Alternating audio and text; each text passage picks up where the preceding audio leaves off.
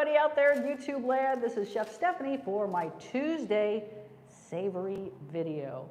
And today is a very special dish that we're doing. It's inspired, look, we are here in Greece, and in many places around the world, people do celebrate Easter.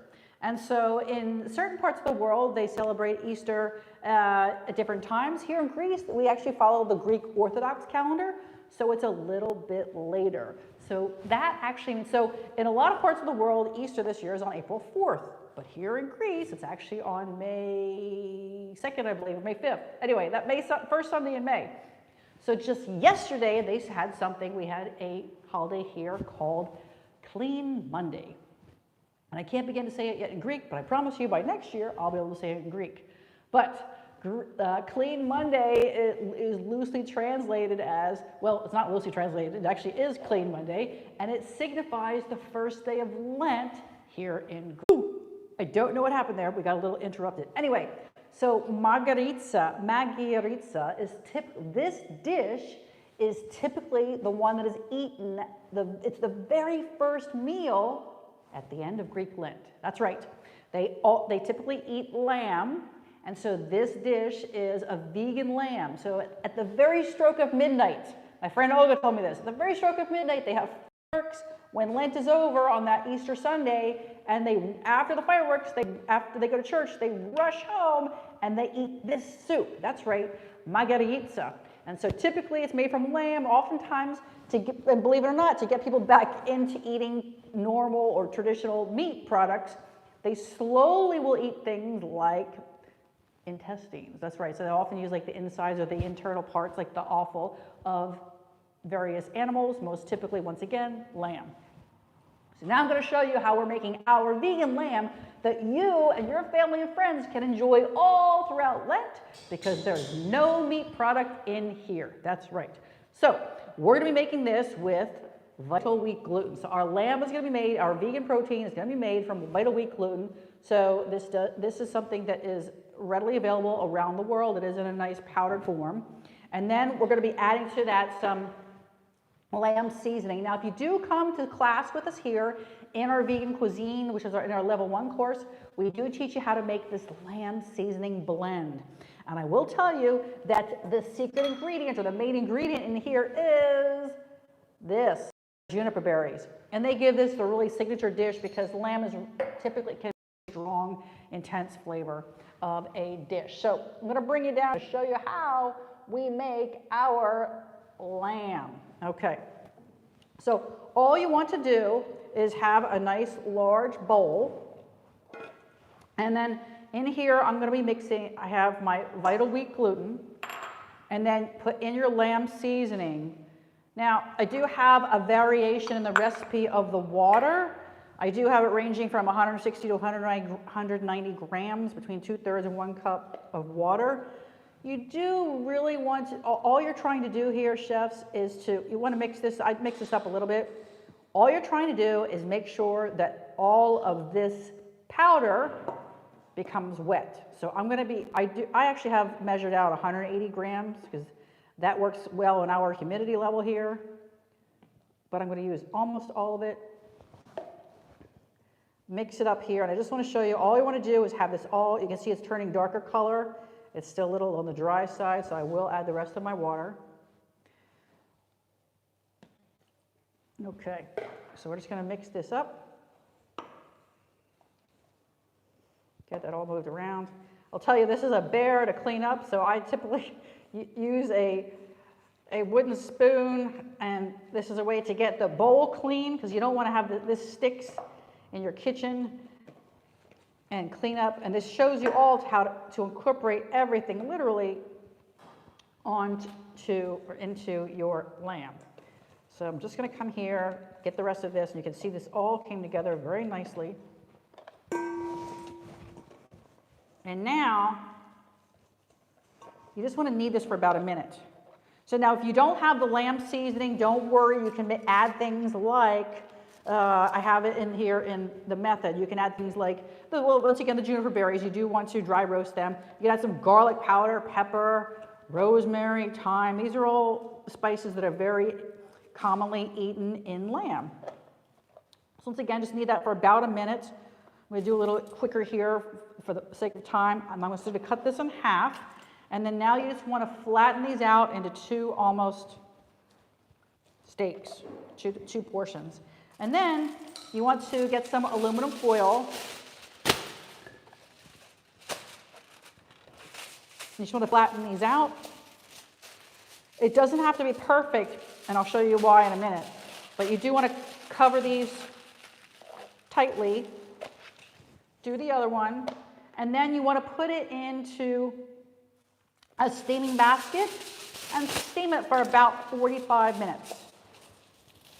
You can check it after 35, but I typically I know 45 minutes is the golden hour. You can do it a little bit more, a little bit less, but 45 minutes. So all you want to do is, I do have a steaming basket here. You just put this down in here, steam it for the 45 minutes, okay?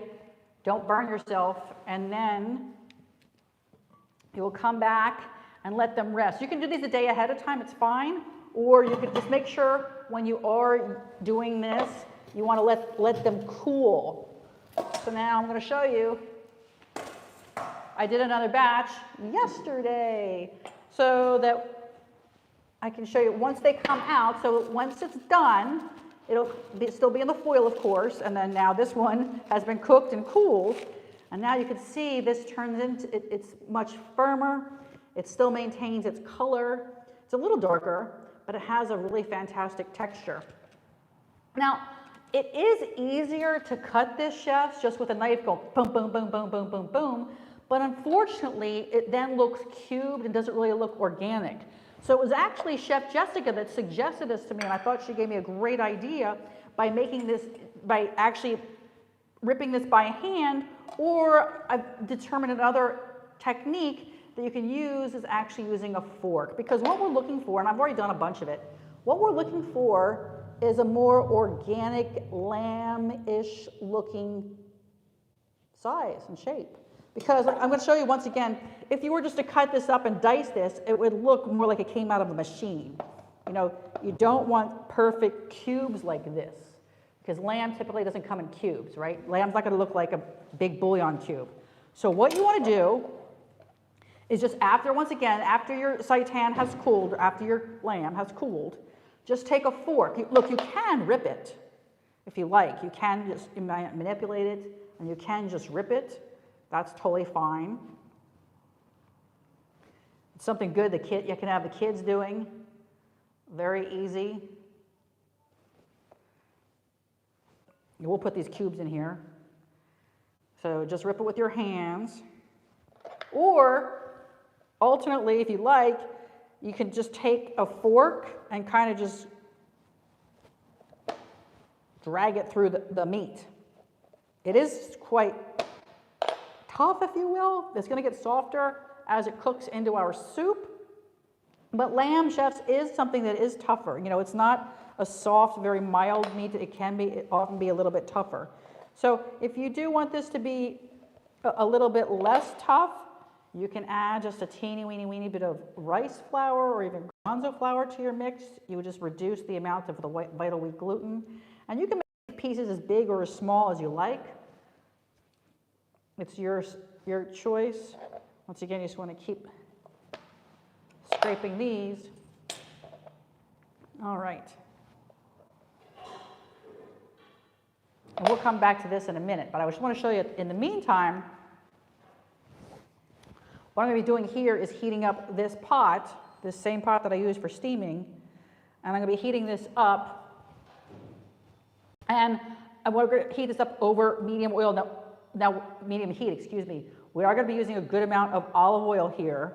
Look, we are here in Greece in the Mediterranean. We love our olive oil, so that it is going to be the fat. In the seitan, in this lamb, there's very, very little fat. In fact, practically none. So now I'm going to just add my oil into my pot. And then here I have two different types of onions. I have purple onion, and I also have spring onions or scallions. So it just adds a nice different layer or dimension of flavor. These are very potent here. I'm just going to pop these in. So we want to put in our red onion, and then our scallions. Yum. So once again, we're putting these things, other than the lamb, chefs, everything else in the basic part of this dish is vegan. So we're using the same ingredients. So here we're just going to be sauteing up these scallions and the onions. We want to get them translucent. I'm going to saute them as I continue shredding our lamb. As I was mentioning, this lamb, or this Vital Wheat gluten into the seitan, is next to fat-free. So that's why we're adding a lot of oil because lamb does have more fat in it. So we're just putting more here into this dish. Now, something that a lot of vegan chefs have done, and it's very popular, it is wonderful, is to recreate the flavor as well as the texture of meat through mushrooms. And mushrooms are so diverse. You know, just like certain mushrooms that are more mild and more basic, if you will, and just can get structure like a button mushroom. But we're really looking for a big flavor profile in this dish. So I've chosen to use portobello mushrooms.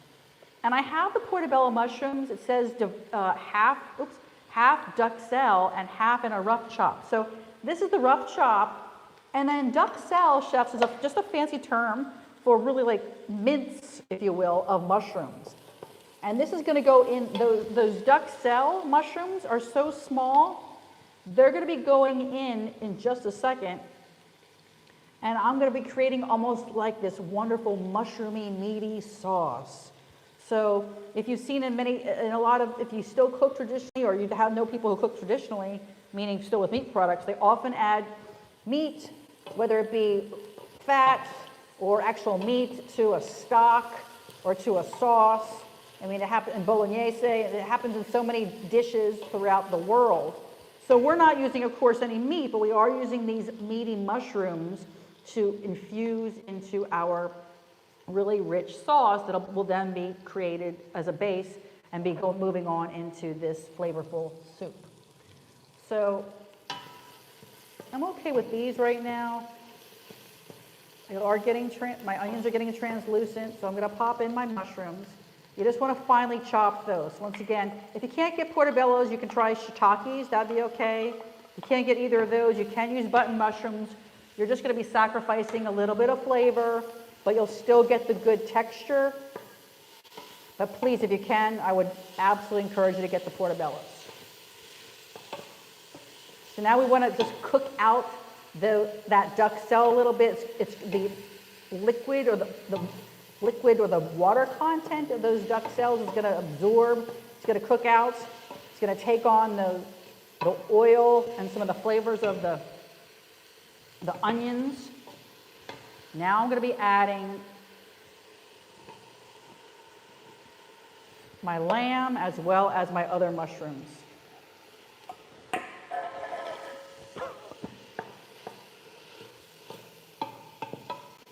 And if you've ever made a soup, there's some techniques people use that it's really common through the Americas and throughout the world, that you can actually, sometimes they'll pull things out. So it could be either, not just beans, but it could be things like cauliflower. You can actually puree cauliflower to thicken soups.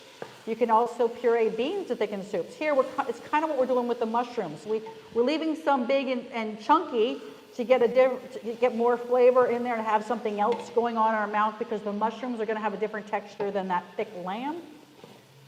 But then we're getting the meaty flavor into that base of our soup. So I'm just combining all of this, and now I'm going to be adding, I do have a full liter, or this is 4 cups of water. I'm just going to be popping this in.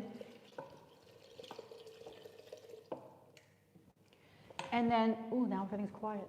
And then I'm going to be putting in some rice. I just have some, any type of basic rice. You can use whatever you have in your pantry.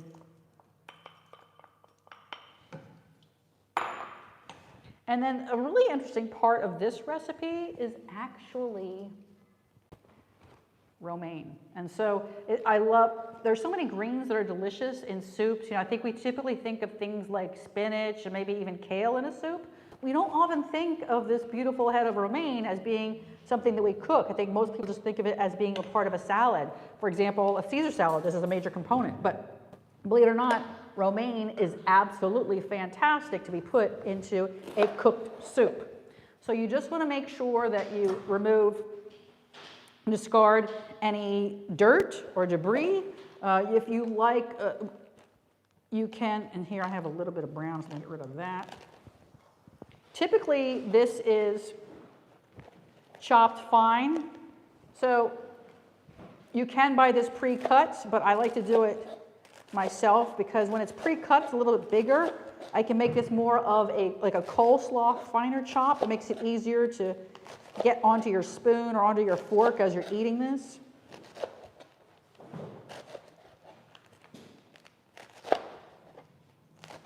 So I'm just going to rough chop this. You can leave a little bit extra at the end, or heck, you can also make, if you have extra romaine, make a salad. Never too many, you can never have too many greens. I don't know, someone should say that. So I'm just going to pop all of these in here, and I'm going to cover this up. We do want to let that rice cook. It's going to absorb all those fantastic flavors from our mushrooms and those onions.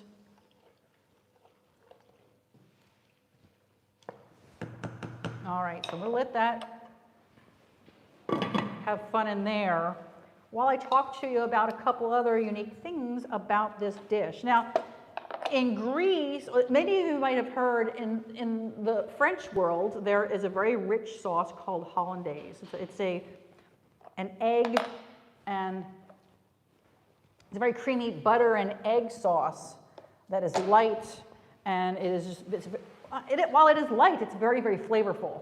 And so here in Greece, they top this dish off with a very similar thing. Now they call it I'm going to mess this up, Avgolemono. By next year, I'll be able to say that. So here, like I said, they call it Avgolemono, and basically that is a Greek hollandaise. Okay, so how are we going to make that? Because hollandaise typically has eggs in it, eggs and butter. Well, we're not using eggs and we're not using butter.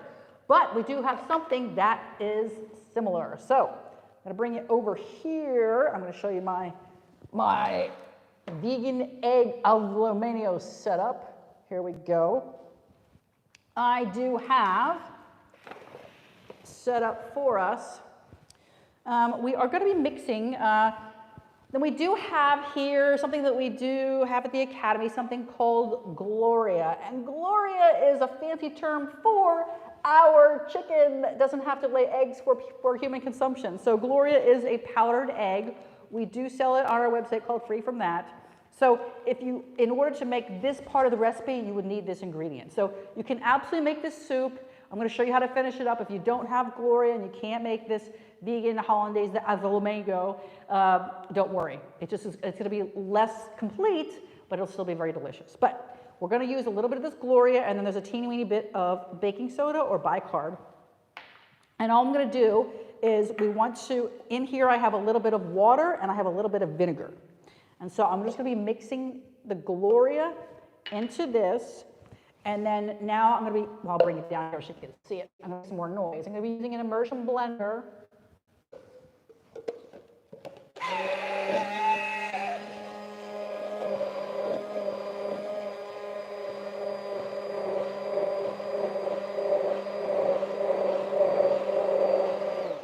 Now in here, oh my gosh, the Gloria, like literally, chefs, I wish I had smell-o-vision because it literally smells like an egg. It is so authentic, it's crazy.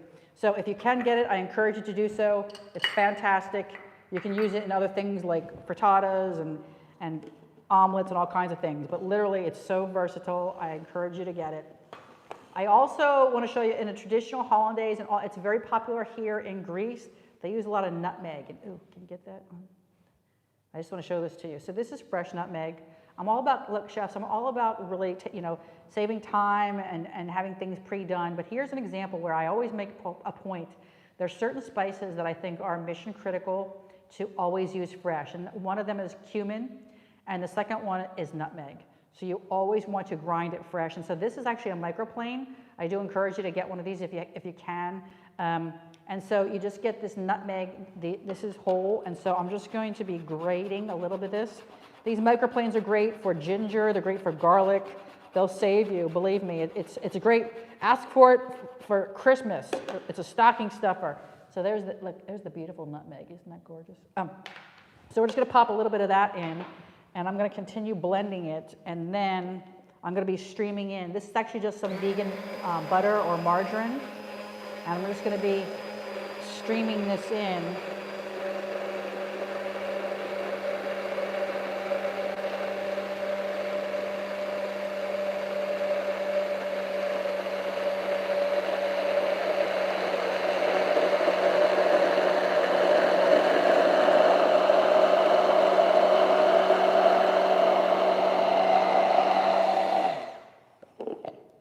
Wow, look at that.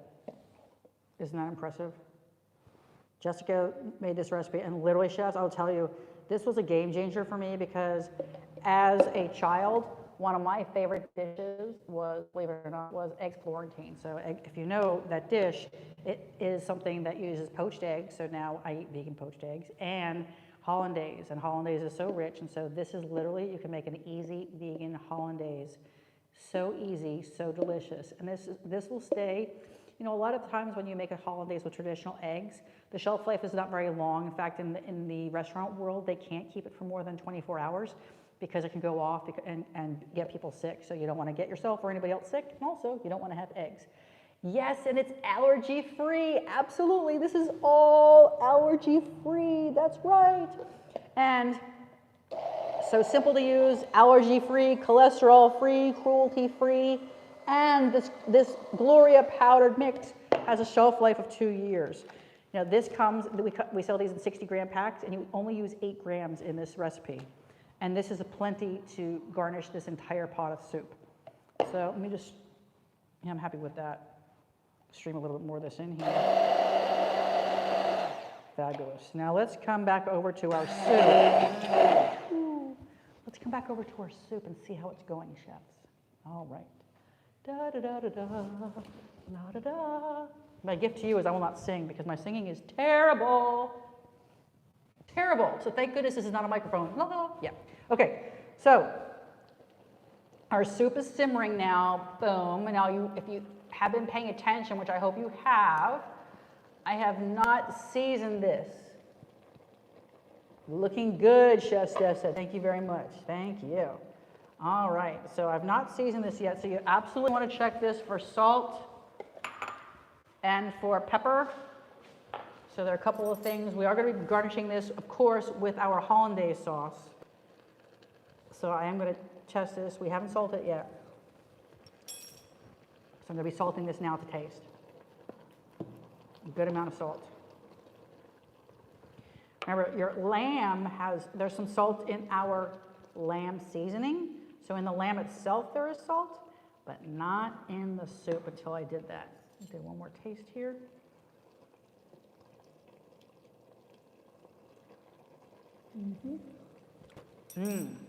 Delicious. Just a smidge more. Okay. We are almost ready to plate this puppy up.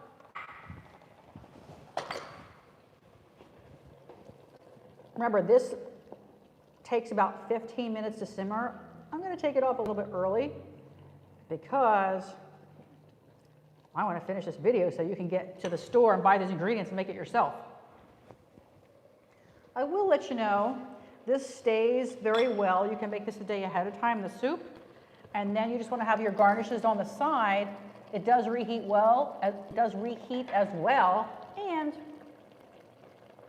you can freeze it.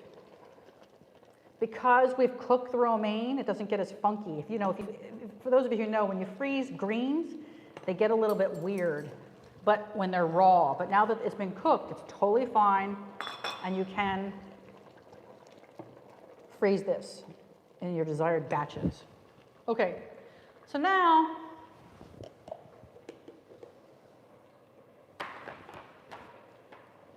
we have our Avgolemono, that I cannot say, our Greek hollandaise. We have our soup. You just want to have a couple of things. There are just two things I have here that are going to go in right at the end. Just at the very end, I have a lot. This is a lot. This is 5 tablespoons, chefs, of dill. And this is all fresh dill. You don't want to use dried. You really need to go get some fresh dill. So please make sure that you can source this. I don't think this dish is, it just wouldn't be the same if you had to use dried. I guess you could try, but it's just not going to have that really big, pungent, fantastic smell. I want to just put this in at the end and just let it cook for about 2 or 3 minutes. So I'm just going to incorporate that all. The only other thing we're going to be doing here at the very end, here in Greece, they do use, in addition to dill as being one of their favorite aromatics or herbs, they absolutely love lemons. So there is a little bit of acid that's coming from our Avgolemono or our hollandaise, because we do have vinegar or lemon juice in there. I did use vinegar today. So we have a little bit in there, but we want to get some into the soup as well. So it's really beautiful to serve this with a lemon wedge or a slice of lemon on the side. It makes for a beautiful presentation. So here I'm just going to ladle up a little bit of this.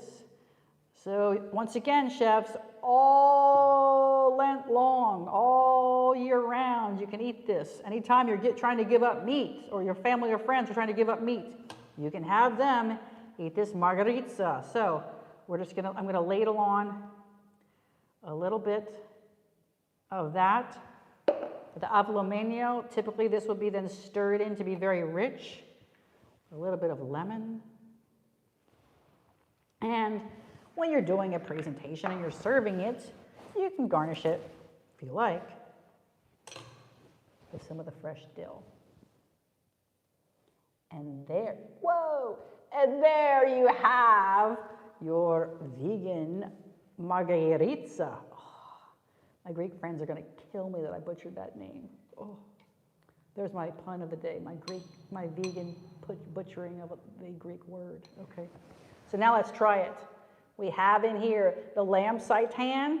We have our Avgolemono, our Greek hollandaise, the dill, the mushrooms. Remember, there's rice in there too. So yummy. Healthy, yummy, filling. So I encourage you to make this for your friends or family, especially somebody who likes lamb. This is very, very versatile. You can use this lamb in any lamb dish you like. So please, if you make this, put it in the comments below. Let us know what you thought of this dish. Don't forget to follow us every Tuesday at 1 p.m. Eastern European time as I do a savory dish. And then on Wednesdays, check out Chef Jess as she always does something sweet and fantastic. Thanks for watching, and make sure if you haven't subscribed, hit the subscribe button below to join our channel to never miss out on our videos. So thanks for watching, and we'll see you next week.